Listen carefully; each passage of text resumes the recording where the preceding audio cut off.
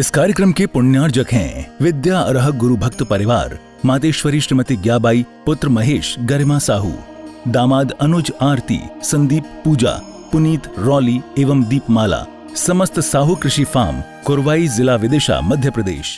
भगवान कहते हैं कि मैं ऐसे आकिंचन व्यक्ति की तलाश में था कि जिसके हृदय में किसी भी तरह की इच्छा आकांक्षा नहीं है, और आज मुझे मौका मिला उससे बात करने का, तो अनायास मेरा मन बोल उठा।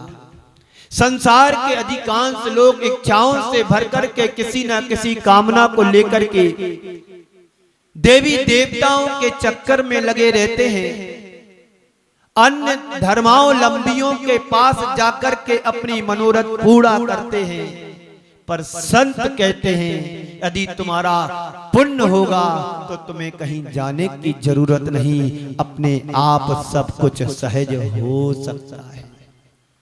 यदि आप वीतरागता के सामने जाओगे तो तुम्हें वीतरागता नजर आना चाहिए, और किसी रागी देसी के सामने जाते हैं तो वहां रागी देसी जैसे भाव बन जाते हैं। आपके घर में कोई पिस्तौल होती, तलवार होती, टंगी रहती है, आप उस तलवार को देख करके तुम्हारे अंदर कैसे भाव उत्पन्न होते हैं, तो संत कहते हैं तलवार को देख करके तुम्हारे भावों में विकार आता है।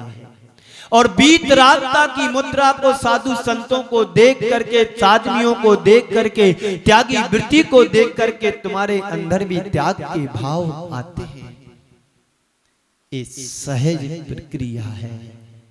तो भगवान ने यही कहा कि मैं ऐसे सच्चे श्रद्धालु भक्त की तलाश में थे, आज मुझे ये मिल गया, और आप मेरे पास बड़े थाल भरा करके पूजा पाठ करते हो, लेकिन तुम इच्छाओं से भरकर पूजा पाठ करते थे, इसलिए मेरा बोलने का तुमसे मन नहीं होता था। तो हमारा आदर्श वही है जिसके हृदय में, जिसके जीवन में कोई दोष ना हो, दुर्बलता ना हो, बुराई ना हो। संसार में ऐसा व्यक्ति मिल पाना बड़ा दुर्लभ है, कठिन है कि जिसके अंदर राग ना हो, जिसके हृदय में द्वेष ना हो, जिसके हृदय में मोह ना हो। यहाँ पर हम सब जितने भी बैठे हैं, किसी न किसी परसेंटेज में राग भी है, द्वेष भी है, मोह भी है, दुर्बलताएं हैं, मानवीयता कमजोरियां हैं, क्योंकि हम सब संसारी हैं। कहीं कहीं ना कहीं किसी के प्रति राग रहता ही है, किसी से अनमन हो जाती है, द्वेष हो ही जाता है, और जिसके प्रति प्रगाढ़ अनुराग होता है उसके प्रति मोह बढ़ ही जाता है। तो संत कहते इन चीजों से बचने का प्रयास और प्रयत्न हमारा होना चाहिए। जब तक ये तीनों दोष दुर्बलताएं हमारे जीवन में पलती रहेंगी तो हम कभी अपने जीवन का उत्थान और उत्कर्ष नहीं कर पाएंगे। यदि जीवन का उत्कर्ष करना चाहते हैं तो सिर्फ वीतरागता हमारा ध्येय और लक्ष्य होना चाहिए। हमारा फोकस जिस चीज को तुम चाहते हो, हमारा फोकस उसी वस्तु के प्रति होता है। एक आईएएस करने वाला छात्र वो रात दिन पढ़ाई करता है, उसका सिर्फ फोकस वहीं पर होता है कि मुझे ये तय करना है, कम समय में, तय समय में इसको कंप्लीट करना है। ऐसे ही हमने मानव जीवन कितनी दुर्लभता से पाया है। कभी मन में सोचा कि कितनी दुर्लभता से हमने मनुष्य पर्याय को पाया है। तो हमारा लक्ष्य भी यही होना चाहिए कि ये पर्याय अंतिम है कि कौन सी है। यह विद गए न सुमिले जो सुमणि उदधि समानी। यह मनुष्य पर्याय यदि एक बार चली जाती है, चली गई, तो दोबारा मिलना बड़ा मुश्किल है। तो जिनके सानिध्य में पहुंचने के बाद मन में दोष और दुर्बलताएं दूर हो जाती हैं, वही हमारा इष्ट आराधक है।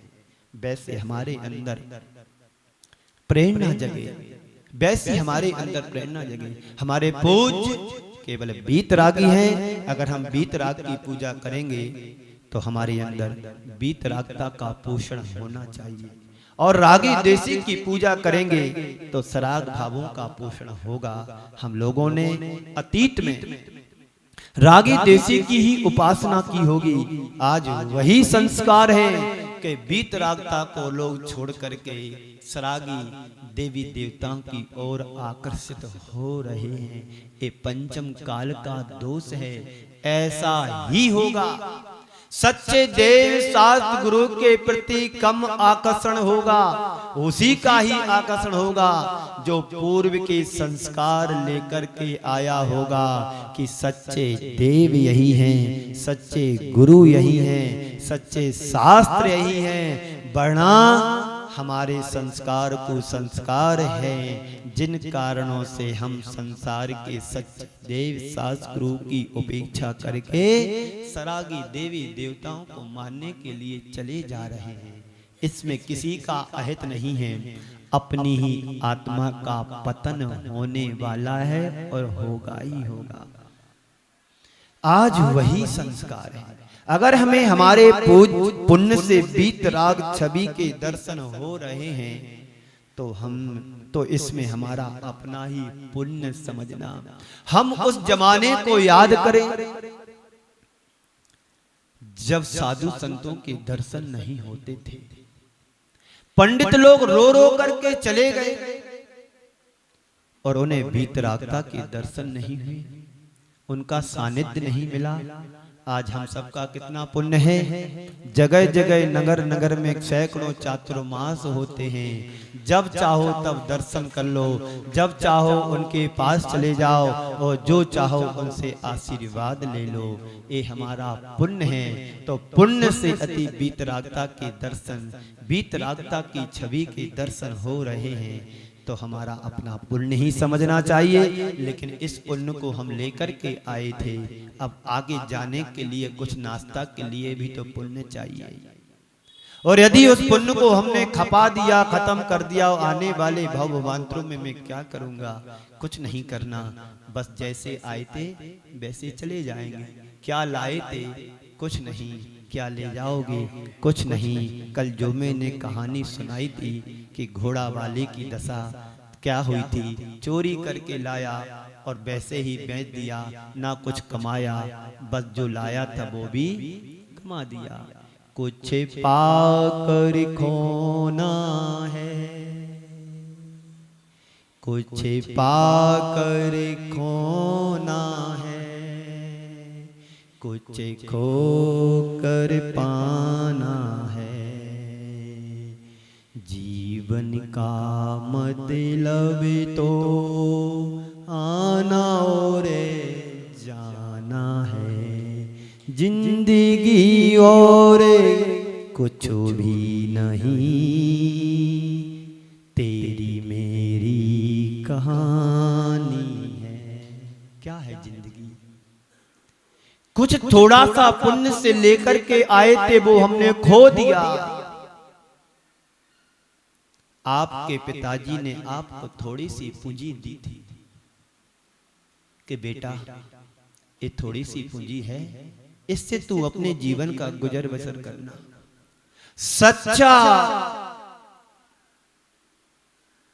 बेटा वही माना जाता है जो अपने पिताजी की पूंजी को हाथ भी नहीं लगाता है और अपनी गुडविल के बल पर उससे अनंत गुणा प्रोग्रेस कर लेता है। वही सच्चा बेटा है, वही सच्चा पुत्र है कि परमात्मा ने तुम्हें जो पूंजी दी है, इस पूंजी को तुम पुण्य के प्रताप से अपने जीवन में इतना पुण्य और कमाओ कि तुम्हें पुण्य किसी के पुण्य की जरूरत ना ही पड़े। तो हम वीतराग की अर्चना करें जिससे हम अपने कल्याण करने में समर्थ हो सके। जहां तक पूज्य की बात आती है तो जो वीतराग हैं, जिन्होंने अपने विकारों को नष्ट कर दिया है, वही पूज्य है। और पूज्य के गुणों का गुणानुवाद करना ही सच्ची पूजा है। आप रोज पूजन करते हैं और भगवान को सुनाते हैं, सुनाते कि नहीं सुनाते? जो कुछ पूजा में लिखा है। अभी एक माता जी ने, एक माँ निर्मला जी नाम है, उन्होंने मेरी आरती बनाई, बड़े सुंदर भावों को उन्होंने भरा। यही गुणों की अभिव्यक्ति हमें प्रभु के चरणों में उनके गुणों का गुणानुवाद करना है, तो सच्ची तुम्हारी पूजा है। और प्रभु के चरणों में जाकर के अपने अंदर के 200 दुर्बलताओं को रोना शुरू करेंगे तो क्या मिलेगा तुम्हारे लिए? कुछ नहीं मिलेगा। अरे ये सोचो कि मेरे कर्म का उदय विपरीत चल रहा है कि जो मैं अच्छा करता हूं वो सब पाप में बदल जाता है, तो इसमें कोई किसी का दोष नहीं है। दोष मेरे कर्मों का है।